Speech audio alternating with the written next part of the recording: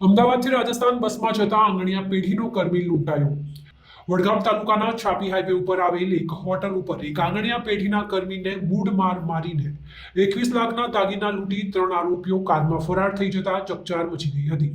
પ્રાપ્ત વિગત અનુસાર રાજસ્થાન રોડવેઝની અમદાવાદથી જોધપુર જતી બસમાં બેસી GR એન્ડ કંપની નામની આંગણિયા પેઢીનો કર્મી રાજસ્થાનના પાર્સલ લઈ જઈ રહ્યો હતો। તે દરમિયાન છાપી નજીક ભરકાવાડા હાઈવે ઉપર મંગળવારે સવારે 9:30 વાગે બસમાં ચા પાણી કરવા માટે શ્રીરામ હોટલ ઉપર ઊભી રહી હતી।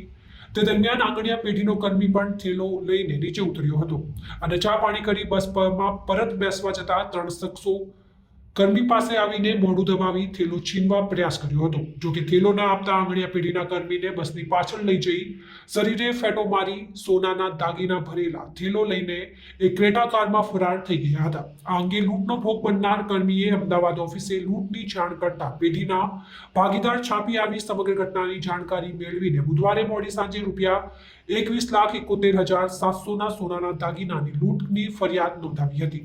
આંગણિયા પેઢીના કર્મીને માર મારી લૂંટ થતા સમગ્ર પંથકમાં ચકચાર મચી ગઈ હતી।